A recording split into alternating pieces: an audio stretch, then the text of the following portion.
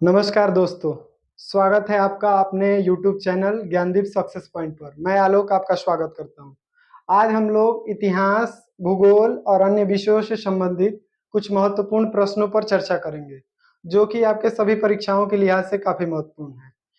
ये सभी सवाल किसी न किसी एग्जाम में पूछे गए हैं और इसका व्याख्या महत्वपूर्ण है, इसीलिए आप वीडियो को अंत तक देखिए। वीडियो को देखिएगा, आपको निश्चित तौर पर फायदा होगा। चलिए, बिना देरी किए हम सीधे प्रश्नों पर चलते हैं और उसको देखते हैं। आप भी अपने मन में आंसर देने का प्रयास कीजिएगा और देखिएगा आप कितने प्रश्नों का हल कर पाते हैं। चलिए शुरू करते हैं। पहला हमारा सवाल है कि पहला सवाल है हमारा, पुर्तगाली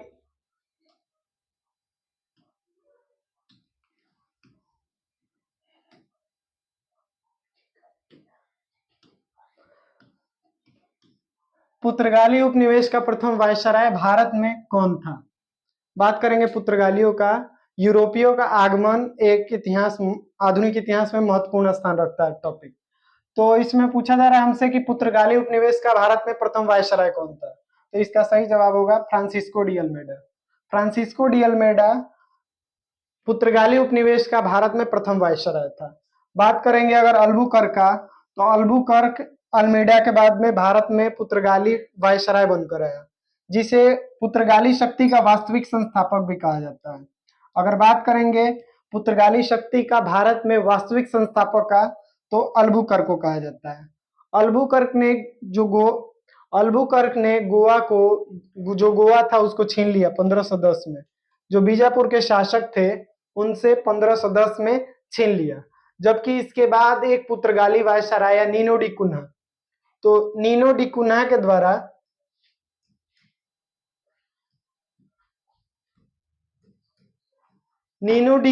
द्वारा पहली बार मतलब कोची जो गोवा था, गोवा को राजधानी बनाया गया।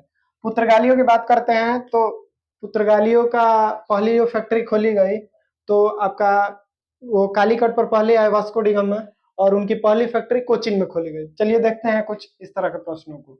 वास्को डी गामा कालीकट के तट पर कब आया?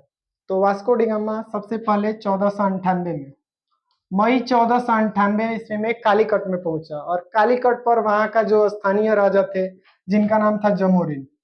जमोरिन जो स्थानीय शासक थे, वो आपका वास्को डी गामा का भव्य स्वागत किए और फिर यहाँ वो रुका और व्यापार वगैरह कुछ जो भी मसाला वगैरह का खरीदने के लिए आया था, फिर खरीद कर वो लौट गया। कुल मिलाकर बात करें वास्को डी गामा का, तो वास्को डी गामा टोटल 3 बार भारत में आया है। पहली बार जो आया वो 1498 में, दूसरी बार आया 1502 में, और तीसरी बार उसकी यहाँ भारत में ही मृत्यु हो गई। बात करेंगे पुर्तगालियों की प्रथम व्यापारिक कोठी कहाँ खोली गई? तो पुर्तगालियों की जो कंपनी है, इसकी स्थापना 1498 ईस्वी में हुई थी। इसकी पहली व्यापारिक कोठी जो खोली गई थी 1503 में, और कहाँ खोली गई थी? कोचीन में खोली गई थी। कोचीन में इन लोग की पहली व्यापारिक कोठी खोली गई। कोचीन की बात करते हैं तो बात करेंगे तो ये केरला में पड़ता है। भारत में पुर्तगाली शक्ति का वास्तविक संस्थापक हमने अभी देखा था।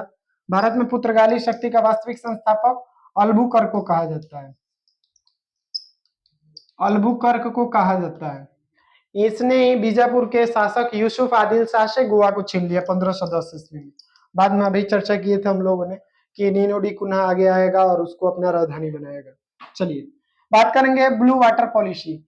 तो पुर्तगालियों ने समुद्र पर कब्जा करने के लिए ब्लू वाटर पॉलिसी उनके द्वारा लगाया गया था, जिससे कि तहत कोई भी जहाज आता था तो उनसे टैक्स लेते थे, परमिट देकर टैक्स लेते थे। बिना परमिट के अगर कोई जहाज समुद्र में जाता था तो पुर्तगाली लूटपाट करते थे। चलिए अगले सवाल की तरफ देखते हैं। अगला सवाल है हमारा, डच ईस्ट इंडिया कंपनी ने किस वर्ष अपनी फैक्ट्री पटना में स्थापित की? भारत में नहीं पूछा जा रहा है, बोला जा रहा है पटना में किस वर्ष स्थापित की। तो डच ईस्ट इंडिया कंपनी ने सबसे पहले 1632 ईस्वी में पहली बार पटना में अपनी फैक्ट्री स्थापित की। बात करेंगे अगर हम यूरोपियों को भारत में आगमन की, तो भारत में सबसे पहले पुर्तगालियों के साथ भारत का संबंध हुआ। उसके बाद आने वालों में डच थे। डचों ने भारत में आए तो इन्होंने मसालों के बजाय सूती वस्त्र, कहने का मतलब हमारा है कि वस्त्र के व्यापार पर इन्होंने ज्यादा ध्यान दिया। वस्त्र उद्योग, वस्त्र व्यापार पर सबसे ज्यादा ध्यान देने की बात आता है तो उसका नाम आता है डच ईस्ट इंडिया कंपनी का। और डच ईस्ट इंडिया कंपनी, इसकी पहली जो व्यापारी कोठी खोली गई मसूलीपट्टनम में खोली गई। कहाँ खोली गई? मसूलीपट्टनम में। चलिए इसके कुछ व्याख्या प्रश्नों को देखते हैं।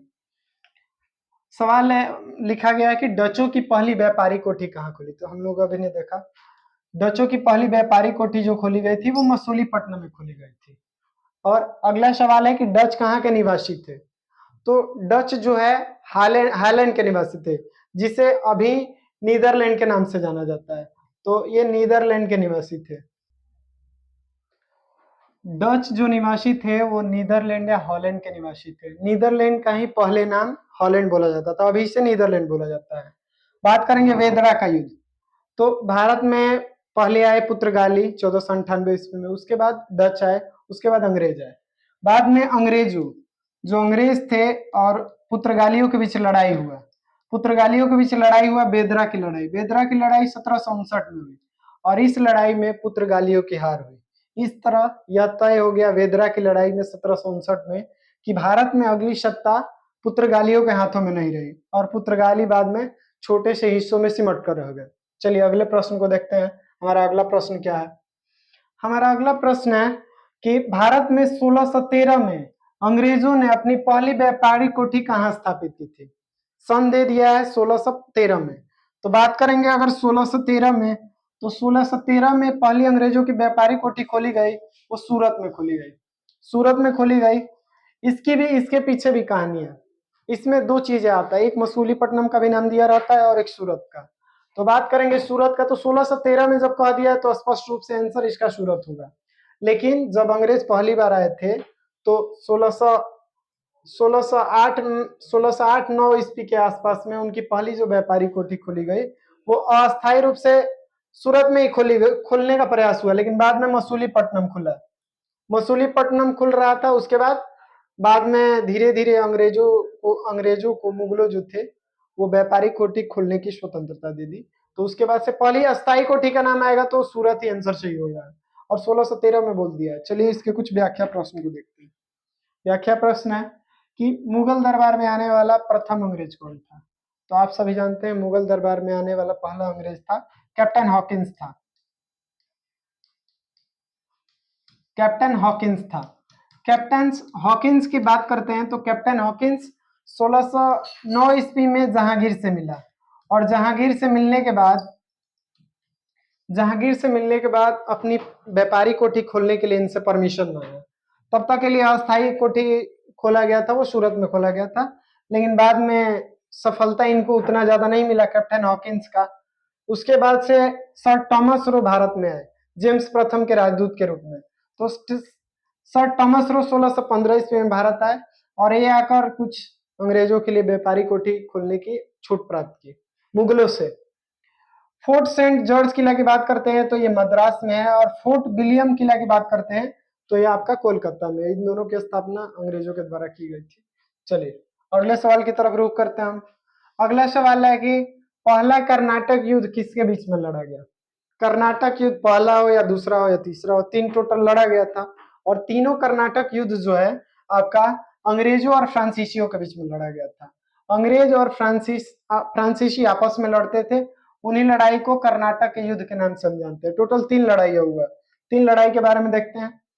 3 लड़ाई की बात करते हैं हम तो पहली जो अंग्रेजों और फ्रांसीसियों के बीच में लड़ाई हुई, प्रथम कर्नाटक का युद्ध 1946 से लेकर 1948 के बीच हुई और इसका कारण था ऑस्ट्रिया का उत्तराधिकार युद्ध। और यह संधि महत्वपूर्ण है हमारा कि संधि अलग अलग एग्जाम पूछ देता है। तो x last Apple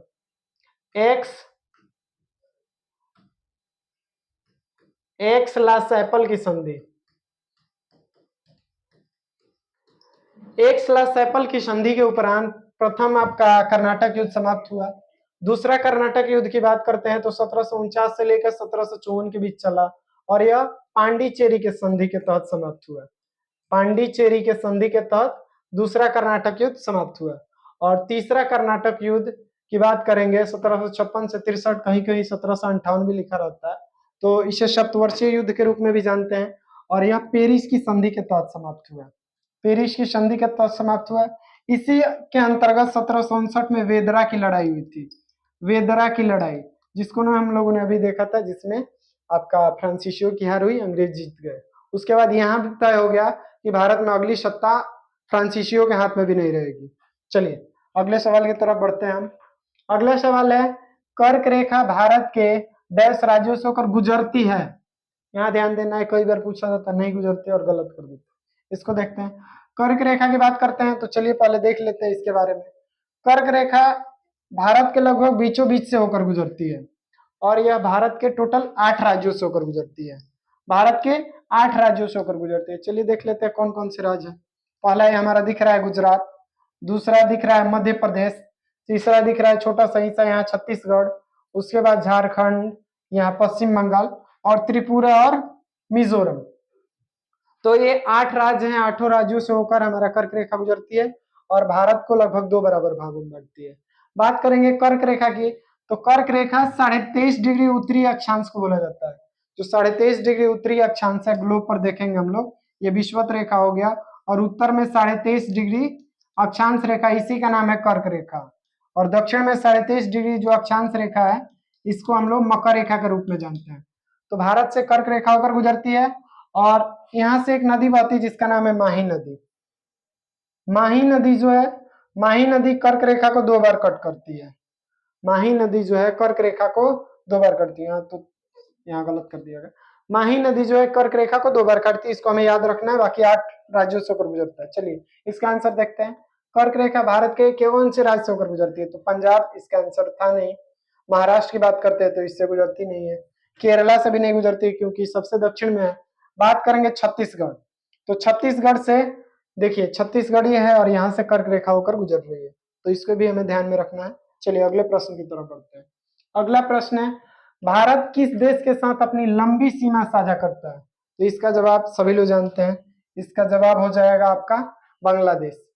Bangladesh Bangladesh की सीमा भारत से सबसे ज्यादा लंबी है। बात करेंगे इसकी सीमा की, तो चलिए पहले इसके कुछ हम लोग फिगर देख लेते हैं, उसके बाद अच्छे ढंग से समझेंगे। ये हमारा प्यारा भारत और ये हमारे पड़ोसी देश। यहाँ है पाकिस्तान, ये है अफगानिस्तान, इधर है चाइना और ये भूटान और ये रहा नेपाल और ये रहा बांग्लादेश, बाकी ये श्रीलंका और इधर आपका मालदीव भी दिखेगा। तो इन सबों में बात करते हैं तो भारत की सबसे लंबी तट रेखा है वो बांग्लादेश के सीमा के साथ साझा होती है। इसकी सीमा लगभग 4096.6 किलोमीटर, इतना किलोमीटर के साथ भारत से सीमा इसकी साझा होती है बांग्लादेश। और बांग्लादेश की बात करते हैं तो सबसे ज्यादा इसकी लंबी सीमा पश्चिम बंगाल से, वेस्ट बंगाल से लगती है, तो इस बात को भी ध्यान रखिएगा। सबसे कम सीमा जो लगता है वो अफगानिस्तान के साथ लगता है, मात्र 106 किलोमीटर, जो कि पीओके से लगता है यहाँ, ठीक है। बाकी अन्य राज्य देखेंगे तो उसके बाद से हमारा चाइना आ जाएगा। सबसे लंबी सीमा तो हो जाएगा बांग्लादेश, उसके बाद चाइना हो जाएगा, उसके बाद अलग अलग राज्य होंगे। तो हमें इसका आंसर हो जाएगा इस सवाल का बांग्लादेश, इसको याद रखिएगा। चलिए अगले सवाल की तरफ बढ़ते हैं हम। अगला सवाल है, भारत के पश्चिमी बिंदु का नाम बताइए। आप सभी जानते हैं मैप की बात करते हैं तो अगर इसमें डायरेक्शन की बात करते हैं तो ऊपर वाला डायरेक्शन जो होता है नॉर्थ होता है और नीचे वाला डायरेक्शन साउथ होता है। अगर इस डायरेक्शन की बात करें तो ये वाला डायरेक्शन है वो ईस्ट है और ये वाला जो डायरेक्शन है वो वेस्ट है। चलिए हम इसकी व्याख्या को देखते हैं इस मैप के सहारे। ये हमारा, अगर कर्क रेखा अभी देखें, कर्क रेखा 8 राज्यों से होकर गुजरती है। ऊपर साइड में देखेंगे तो ये नॉर्थ है, ये वाला देखेंगे तो साउथ है, ये वाला एरिया जो है वो ईस्ट है और ये वाला एरिया जो वेस्ट है। बात करते हैं अगर भारत के अक्षांशीय विस्तार, तो देखिए इसमें 6 डिग्री 8 मिनट भारत का जो मुख्य भूमि है उसका अक्षांशीय विस्तार की बात करते हैं तो 6 डिग्री 8 मिनट से लेके यहाँ तक बात करेंगे तो 37 डिग्री आपका 6 मिनट, 37 डिग्री 6 मिनट तक है। देशांतरीय विस्तार की बात करते हैं तो 68 डिग्री 7 मिनट से 97 डिग्री 25 मिनट है। चलिए हमारा जो सवाल पूछा गया था, भारत का सबसे पश्चिमी बिंदु, चलिए देख लेते हैं। भारत का सबसे, अगर बात करें पूर्वी बिंदु, तो पूर्वी बिंदु जो है वो आपका किविथु है जो कि अरुणाचल प्रदेश में पड़ता है। भारत का सबसे पूर्वी बिंदु की बात करते हैं तो किविथु है जो कि अरुणाचल प्रदेश में पड़ता है। पश्चिमी बिंदु की बात करते हैं तो गौर मोता, कहीं कहीं गौर मोता, कहीं कहीं गौर माता लिखा रहता है, तो ऑप्शन में जैसा रहे उसके अनुसार देखेंगे। तो गौर मोता सबसे पश्चिमी बिंदु है। भारत के मुख्य भूमि के उत्तरी बिंदु की बात करते हैं तो इसका आंसर हो जाएगा इंदिरा कौल, इंदिरा कौल। और भारत का मुख्य भूमि का दक्षिणतम बिंदु कन्याकुमारी है। और सबसे दक्षिणतम बिंदु की बात करते हैं जो कि अंडमान निकोबार द्वीप समूह के ग्रेट निकोबार में, तो उसका आंसर आपका हो जाएगा आपका इंदिरा पॉइंट। चलिए अगले सवाल की तरफ बढ़ते हैं। नहीं, इसका सवाल का आंसर तो पश्चिमी बिंदु की बात कर रहे हैं ना, तो पश्चिमी बिंदु आपका हो जाएगा गौरमुख, ऑप्शन नंबर डी। चलिए नेक्स्ट के सवाल की तरफ बढ़ते हैं। हमारा अगला सवाल है, भारत चीन की सीमा कितने सेक्टरों में बांटा गया? भारत और चीन की जो सीमा है उसको कितने सेक्टरों में बांटा गया? सवाल पहला ऑप्शन है, ऑप्शन है 2, ऑप्शन है आपका बी में 5, ऑप्शन सी है 4, ऑप्शन डी है 3। चलिए इसके व्याख्या को देखते हैं। ये हमारा भारत का मैप, ये है आपका पाकिस्तान, इधर थोड़ी सी भूमि जो लगती है वो आपका अफगानिस्तान से लगती है, और ये जो है चाइना है, और ये नेपाल, ये भूटान, और इधर मिलेगा आपका म्यांमार, और इधर है बांग्लादेश। चलिए तो भारत और चाइना की जो सीमा है इसको 3 सेक्टरों में बांटा गया। एक सेक्टर है जिसका नाम है ईस्टर्न सेक्टर, जो कि आपका अरुणाचल प्रदेश में पड़ेगा, ईस्टर्न सेक्टर। दूसरा जो सेक्टर है इसको सेंट्रल सेक्टर में बांटा गया, जो कि सिक्किम में पड़ता है। और तीसरा जो सेक्टर है जो हम लोग इसको लिए हैं वो हो जाएगा आपका, जो ये लद्दाख वाला हिस्सा हो जाएगा, और इधर मिलेगा हिमाचल प्रदेश, और इधर मिलेगा उत्तराखंड। तो 3 सेक्टरों में भारत और चाइना की जो बाउंड्री है उसको बांटा गया है 3 सेक्टरों में। तो इसका सही जवाब हो जाएगा ऑप्शन नंबर डी 3। इसको देखते हैं, मैकमोहन रेखा। मैकमोहन रेखा हम सभी जानते हैं कि भारत और चाइना के बीच में मैकमोहन रेखा है, ठीक है। इसका निर्धारण कब किया गया था? 1914 में किया गया था। 1914 में इसका निर्धारण किया गया था और शिमला में किया गया था, आप सभी जानते हैं। रेड क्लिफ रेखा की बात करते हैं तो भारत और पाकिस्तान के बीच की जो रेखा है उसी को रेड क्लिफ रेखा कहा जाता है। और डूरांड रेखा, यह पहले भारत और अफगानिस्तान के बीच में थी, लेकिन अब पाकिस्तान और अफगानिस्तान के बीच में। चलिए अगले प्रश्न को देखते हैं। अगला प्रश्न है, निम्नलिखित में से किस अधिनियम को भारतीय संविधान के पूर्वगामी के रूप में माना जाता है? भारतीय संविधान के पूर्वगामी, हम सभी जानते हैं कि भारत शासन अधिनियम 1935 है। जो भारत के संविधान की बात करते हैं तो जब संविधान बना तो उसमें 22 भाग, 395 अनुच्छेद, 395 आर्टिकल और 8 अनुसूचियां थी जब संविधान बना। अब अनुसूचियों की संख्या 12 हो गया है। अनुच्छेद टोटल लेंगे तो लगभग 450 प्लस हो गए हैं, और भाग लगभग 25 हो गए हैं। वर्तमान में ये पहले वाला डाटा है। तो भारतीय संविधान में जितना भी लिया गया उसका अधिकांश हिस्सा जो लिया गया है वो भारत शासन अधिनियम 1935 के द्वारा लिया गया है। तो इसका सही जवाब हो जाएगा ऑप्शन नंबर सी। चलिए आगे देखते हैं। अगला सवाल है कि मतलब दिया गया है इसका व्याख्या में प्रश्न कि भारत स्वतंत्रता अधिनियम जो 1947, इसके बारे में, तो इसके बारे में देखेंगे तो भारत का स्वतंत्रता अधिनियम जो है ब्रिटिश संसद में 4 जुलाई 1947 को पेश किया गया। 4 जुलाई 1947 को पेश किया गया, जबकि इसे 18 जुलाई 1947 को वहां के संसद से स्वीकृति मिली, ठीक है। अगला है यहाँ कि भारत में केंद्र स्तर पर द्विसदनीय व्यवस्था, केंद्र स्तर पर द्विसदनीय विधायिका की शुरुआत हुई भारत शासन अधिनियम 1919 के द्वारा की गई। भारत सरकार अधिनियम 1858, जब भारत में 1857 की क्रांति हो गई तो भारत का जो नियम कानून है यह सीधे, पहले कंपनी चलाता था शासन, अब कंपनी के हाथों से लेकर ब्रिटिश क्राउन के हाथ में कर दिया गया। तो 1858 का अधिनियम था, उसी के तहत प्रांतों में द्वैत शासन का उन्मूलन जो किया गया 1935 के भारत शासन अधिनियम। प्रांतों में द्वैत शासन का उन्मूलन जो 1935 के साथ मतलब भारत शासन अधिनियम के तहत किया गया, जिसे प्रांतों से हटाकर केंद्र में ला दिया गया। चलिए अगले सवाल की तरफ रुख करते हैं। अगला सवाल है हमारा कि राष्ट्रपति की अध्यादेश निर्गत करने की शक्ति कहां से प्रेरित है? तो हमने अभी देखा था कि भारत का अधिकांश जो संविधान में लिया गया भाग है वो भारत शासन अधिनियम 1935 से लिया गया। तो इसमें राष्ट्रपति का अध्यादेश निर्गत करने की शक्ति भारत शासन अधिनियम 1935 से लिया गया। अभी बात करेंगे किस आर्टिकल में इसका है, तो अध्यादेश जारी करने की शक्ति भारतीय संविधान के अनुच्छेद 123 में है, और राष्ट्रपति के द्वारा यह जारी किया जाता है अध्यादेश। चलिए अगले सवाल की तरफ बात करते हैं। संविधान सभा की मसौदा समिति में कितने सदस्य शामिल थे? मसौदा समिति जिसे हम कई नामों के रूप में भी जानते हैं, जिसमें से आप प्रारूप समिति के रूप में भी प्रमुख रूप से जानते हैं। प्रारूप समिति, तो संविधान सभा की जो मसौदा समिति का है या प्रारूप समिति का है, इसमें टोटल सदस्यों की संख्या 7 थी। इसमें टोटल 7 सदस्य थे और इसके अध्यक्ष बाबा साहब भीमराव अंबेडकर को बनाया गया था। तो इसको ये भी याद रखना है, भीमराव अंबेडकर को बनाया गया था और प्रारूप समिति के अध्यक्ष यही थे और इसमें टोटल सदस्यों की संख्या 7 थी। चलिए अगला सवाल देखते हैं। इन व्यक्तियों में कौन कैबिनेट मिशन का सदस्य नहीं था, पूछा जा रहा है। तो आपको पता है भारत की जो संविधान का निर्माण किया गया वो संविधान सभा के द्वारा किया गया और संविधान सभा का जो गठन किया गया था कैबिनेट मिशन के अनुशंसा पर ही किया गया था।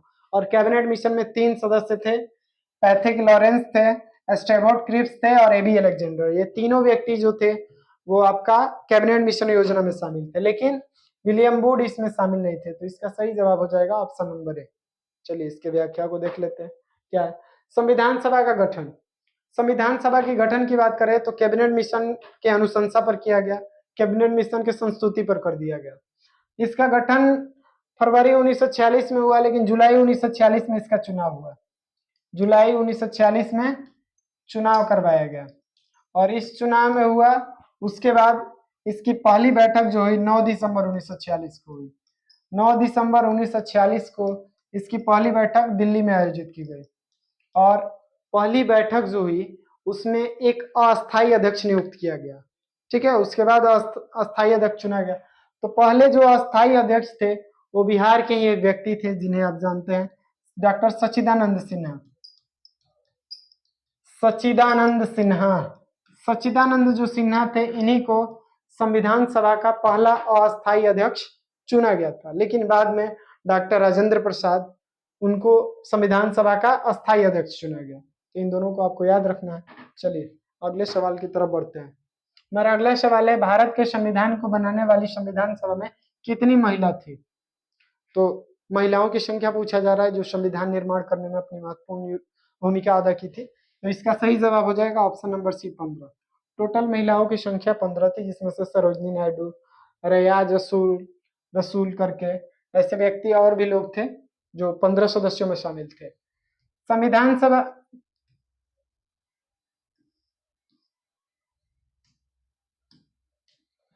संविधान सभा के सदस्यों ने डैश को भारतीय संविधान सभा पर हस्ताक्षर किए थे।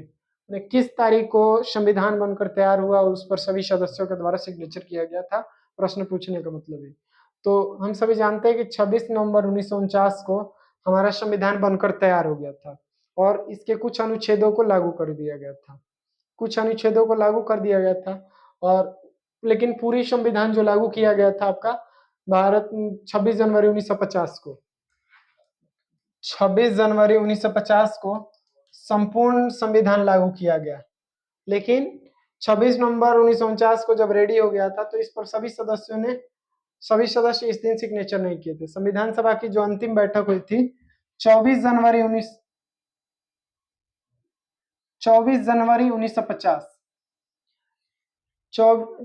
24 जनवरी 1950 को सभी सदस्यों की बैठक हुई।